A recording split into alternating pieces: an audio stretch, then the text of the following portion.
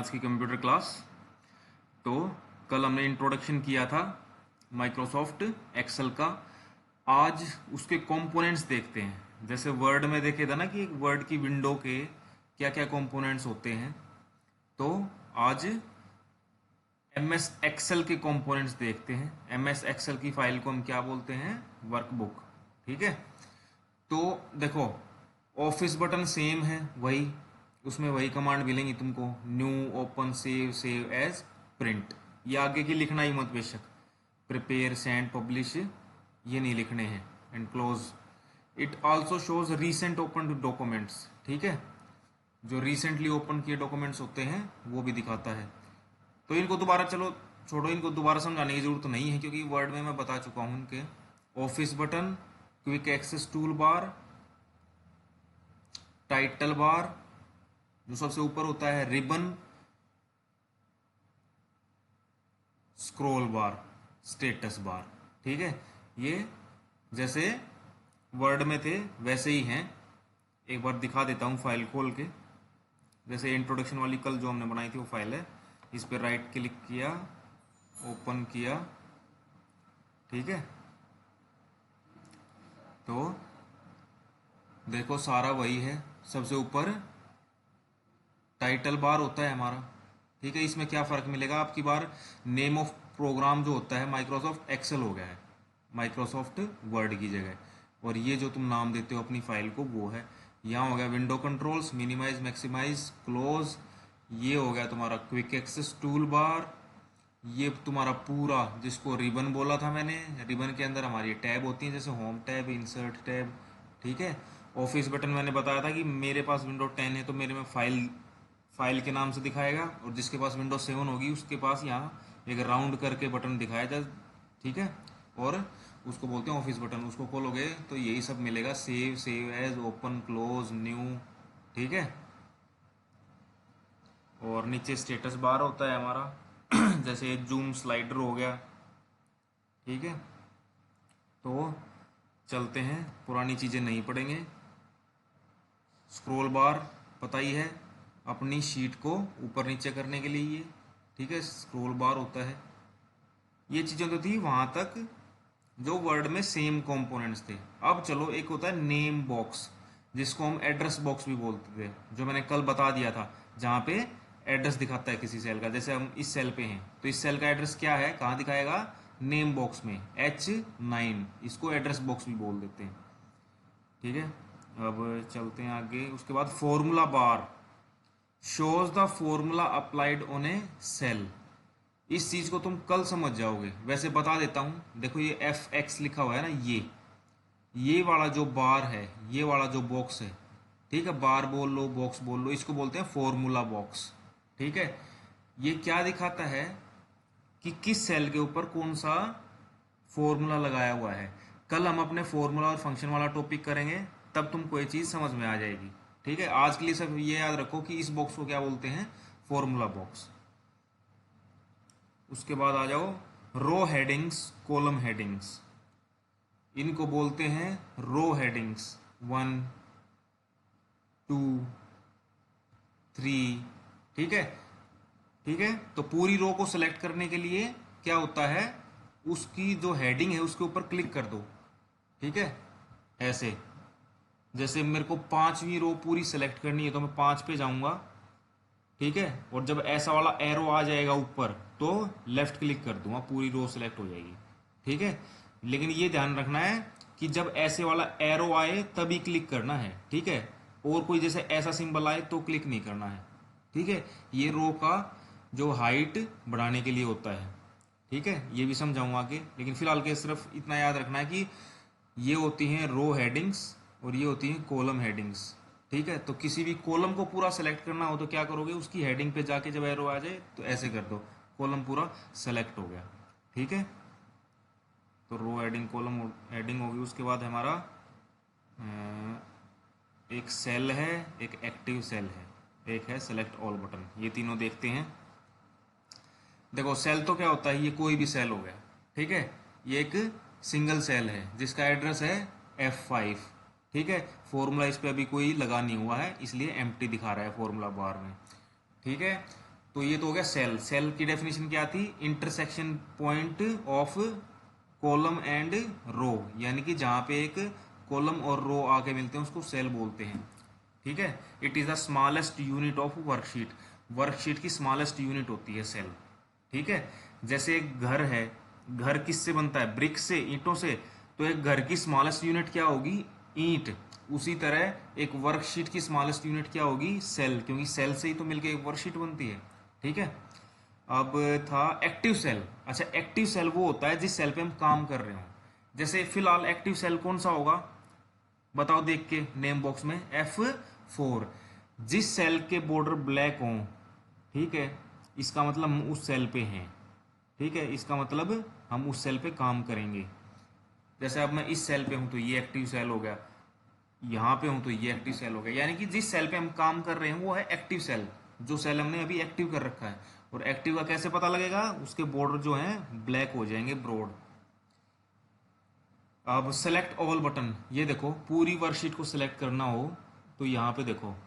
ठीक है, ये होता है सेलेक्ट ऑल बटन।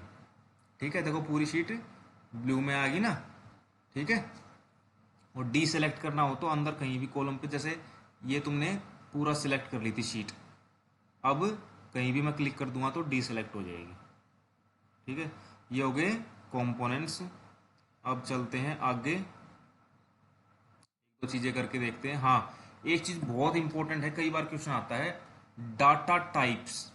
ठीक है, कंफ्यूज नहीं होना है। डाटा टाइप्स का मतलब है कि हम एक्सेल के अंदर कौन कौन से टाइप का डाटा एंटर कर सकते हैं। हमेशा याद रखना है, बहुत आगे तक बात ये काम आएगी। एक्सेल के अंदर हम 3 टाइप का डाटा एंटर कर सकते हैं। यानी कि एक सेल के अंदर हम क्या क्या लिख सकते हैं? नंबर्स लिख सकते हैं, 1 2 3। ठीक है। फॉर्मूले कल लिख के बताऊंगा एक सेल के अंदर कैसे लिखते हैं फॉर्मूले।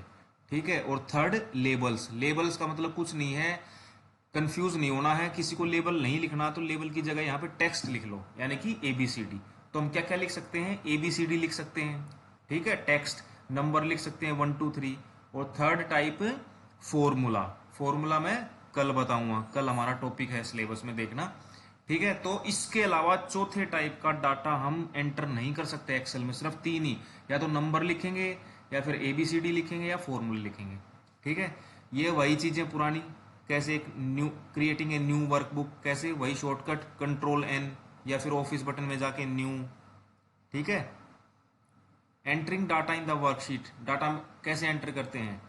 Click the cell where you want to enter data, now type the data and press enter. करके देखते हैं, इसको करके देखते हैं कैसे एंटर करते हैं। एक सिंपल सा बनाते हैं। एक मान लो तुम्हारे ही 4 5 स्टूडेंट्स के नंबर डालते हैं।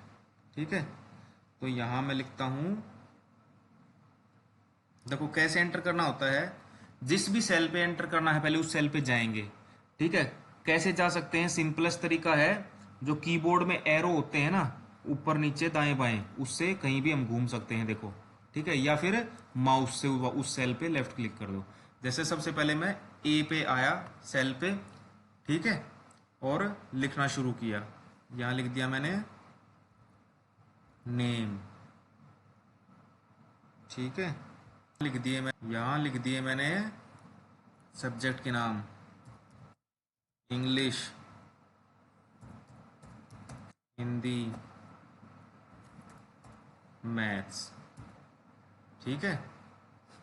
अब एरो से आ जाओ चाहे माउस से आ जाओ। देखो अभी मैं जो है माउस को गोल गोल घुमा रहा हूं, तो माउस से कैसे आऊंगा? यहाँ पे आके एक लेफ्ट क्लिक कर दूंगा और लिखना चालू कर दूंगा।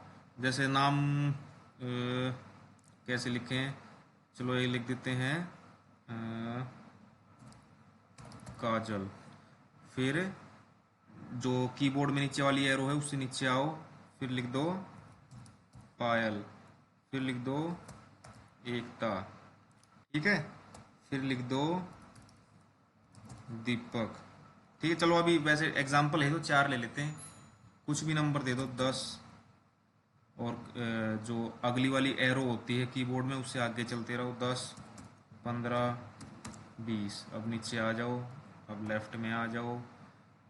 ये हो गए 11, थोड़े अलग करते हैं, 16 और 21 बढ़ा दिया, यहाँ दो दो बढ़ा देते हैं, 12 17 22, ठीक है, यहाँ तीन तीन बढ़ा देते हैं, 13 18 23, ठीक है। ये मान लो नंबर एंटर हो गए। अब सिर्फ एक्सेल इसी काम आता है अपने डाटा को एंटर करने के लिए, एनालाइज करने के लिए। अब डिजाइनिंग देखो सेम जो तुम वर्ड में करते थे ना, होम टैब तुमको वैसे ही कुछ कुछ दिख रही होगी, क्लिपबोर्ड ग्रुप भी है, फॉन्ट ग्रुप भी है, ये हो गए अलाइनमेंट वाले, ठीक है। तो अब देखो मैंने बताया था पूरी कॉलम को अगर सेलेक्ट करना हो तो क्या करते हैं, उसकी हेडिंग पे जाके जब वो एरो आ जाए ऐसी ऐसे कर लो, ठीक है। अब मैंने ये किया, अब मेरे देखो जो इसमें नंबर हैं वो राइट साइड पे हैं सारे, लेकिन मैं चाहता हूं कि ये बीच में आ जाए कॉलम के, तो क्या करूंगा, अलाइनमेंट, याद आया अलाइनमेंट, अब ये राइट अलाइन है तो मैं क्या करूंगा, यहां से ये देखो सेंटर, आगे सेंटर में, इसी तरह इस पे करूंगा सेंटर, इसी तरह इस पे करूंगा सेंटर, तो ये बीच में आ जाएंगे। अगर इसी तरह नेम वाले भी करने हैं बीच में तो इसको सेलेक्ट किया सेंटर, ठीक है। अगर कोई कॉलम की चौड़ाई बढ़ानी हो तो उस कॉलम को जैसे क्लिक किया, सेलेक्ट किया और राइट साइड में चलो इस एरो को लेके, और जब ऐसा आ जाए डबल हेडेड एरो और बीच में डंडा जैसे प्लस का निशान होता है थोड़ा थोड़ा वैसा आ जाए, तो लेफ्ट क्लिक करो और विड्थ बढ़ा लो अपनी, ठीक है। इसी तरह इसकी बढ़ानी है तो यहाँ क्लिक करो और ऐसे कर लो, ठीक है। इसी तरह अगर रो की बनानी है तो रो हेडिंग पे क्लिक किया और नीचे आए, जब ये ऐसे आ जाए तो ऐसे खींच सकते हो ऐसे, ठीक है। तो जैसे जैसे एक्सेल को तुम अपने आप यूज करोगे पता लग जाएगा। अब जैसे मेरे को इस रो को पूरी को बोल्ड करना है, ठीक है, पूरी को, अब देखो एक एक थोड़ी करेंगे हम, जैसे नेम वाला सेल सेलेक्ट किया फिर बोल्ड दबाया, अब खाली नेम बोल्ड हो गया, ये बच गए, इसलिए मैं क्या करूंगा, पूरी रो को सेलेक्ट किया यहां से रो हेडिंग से और सारी पे बोल्ड लगा दिया, ठीक है। तो हेडिंग जो हमारी बोल्ड होगी। इसी तरह इस कॉलम को भी बोल्ड करना हो तो कॉलम पे सेलेक्ट किया, बोल्ड दबा दिया, ठीक है। तो ये कई चीजें हैं, कल फॉर्मूला करेंगे, एक्सेल को यूज करके देखना, आराम आराम से पता लगेगा। और देखते हैं, लिखने का होगा बस, इसमें अब कुछ नहीं है। सेव करना हो तो क्या करना है, या तो ऑफिस बटन में जाके सेव कर लेते हैं हम, या फिर हमारा शॉर्टकट तरीका हम जो बीच बीच में कंट्रोल एस दबाते रहते हैं। उसी तरह एग्जिस्टिंग वर्कबुक कोई पहले से तुमने फाइल बनाई हुई है एक्सेल की, उसको कैसे ओपन करेंगे, या तो कंट्रोल ओ दबाएंगे या फिर ऑफिस बटन में जाके ओपन करेंगे। ये करके दिखा देता हूँ एक बार। जैसे अभी हम देखो किस फाइल पे हैं, इंट्रोडक्शन नाम की फाइल पे हैं मेरे को, लेकिन एक जरूरत पड़ेगी दूसरा देखने के लिए, ठीक है। तो एक तो तरीका होता है बेटा, देखो इसको मिनिमाइज करता हूं मैं यहां से, ठीक है, फाइल को मैंने मिनिमाइज किया और फिर मैंने अपना देखा कि कहाँ पे है कहाँ पे है, ये रही एक एक्सेल की फाइल का कैसा पता चलेगा, एक्स लिखा होता है देखो ग्रीन कलर में, ठीक है ना, जैसे ये वर्ड की फाइल है डब्ल्यू लिखा हुआ है। मेरे को ये खोलनी है, अब एक्सेल की फाइल है GSS दादरी, तो इस पर डबल क्लिक किया, ये खुल गई मेरे पास, ठीक है। एक तो ये तरीका हो गया दूसरी फाइल खोलने का, ठीक है। एक होता है जैसे मैं इंट्रोडक्शन फाइल पे हूं, यहीं से खोलना हो तो फाइल में गए, ठीक है, और ओपन, या फिर इसका शॉर्टकट होता है कंट्रोल ओ, ऐसा दिखाएगा। उसके बाद जैसे डेस्कटॉप पे है तुम्हारी फाइल, फिर ये तुमसे पूछेगा कि तुम्हारी फाइल कहाँ पे है, ठीक है। फिर मैं कहूँगा कि डेस्कटॉप पे है, यहाँ से डेस्कटॉप सेलेक्ट करो, ठीक है। फिर मैं देखूंगा कहाँ पे है, ये डेस्कटॉप की फाइल दिखा दी। ये मेरी 4 फाइल पड़ी हैं एक्सेल की, ठीक है। इंट्रोडक्शन तो हमने खोली हुई है ये वाली, ये दादरी तोई वाली पे सिंगल क्लिक लेफ्ट और यहाँ से ओपन, खुल गई ना। ऊपर देखो नाम दादरी तोई, और फिर इसको क्लोज करना हो तो क्लोज, वापस हम अपनी इंट्रोडक्शन फाइल पे आ गए, ठीक है। और चलते हैं नोट्स में, ये बेसिक चीजें हैं, तुम यूज करोगे जब अपने आप आ जाएंगी। Save A workbook with different name, एक चीज होती है देखो सेव, सेव तो क्या होता है अपनी फाइल को सेव करना, एक होता है save A workbook with different name जिसको हम सेव एज बोलते हैं। तो उसको कैसे करते हैं, ऑफिस बटन में save as, type file name, save. देखो इसका मतलब क्या होता है, मान लो मेरे पास, चलो छोड़ो एक चीज करो, ये मान लो जो ये फाइल है इसको मैं पहले क्लोज कर देता हूं, सेव कर लिया, ठीक है। जो ये इंट्रोडक्शन की फाइल थी, ठीक है, ओहो फिर से खुल गई। जो ये इंट्रोडक्शन की फाइल है, ये मान लो एकता ने बनाई हुई है, ठीक है। फिर मैं जो है निशा को बोलता हूं कि बेटा जैसी एकता ने फाइल बनाई है ना, वैसी एक फाइल बना दे। तो एकता क्या करती है, जैसे इस फाइल का नाम तो था, इस फाइल का नाम मैं चेंज कर देता हूँ, रीनेम करते हैं। कैसे?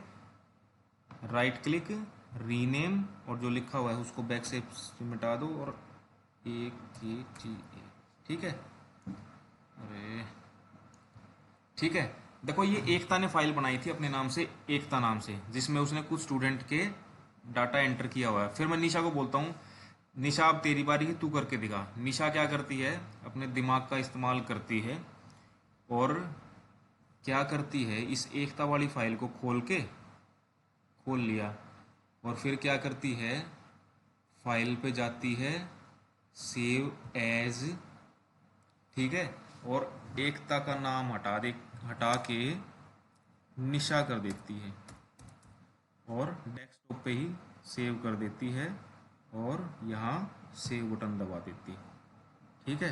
अब इसको क्लोज करके देखो, देखो एक तो एकता की फाइल तो वहीं रहेगी, एकता की फाइल कहीं नहीं जाएगी, वो तो सेव है ही है। एक निशा नाम से भी फाइल बन गई, ठीक है, उसको भी खोल के देखोगे तुम तो सेम डाटा मिलेगा, ठीक है। तो इसका ये होता है फाइल, एग्जिस्टिंग फाइल को किसी डिफरेंट नाम से सेव करना। आज के लिए बहुत है इतना, बाकी कल करते हैं। ओके, वीडियो लंबी हो जाएगी वरना ज़्यादा। Thank you.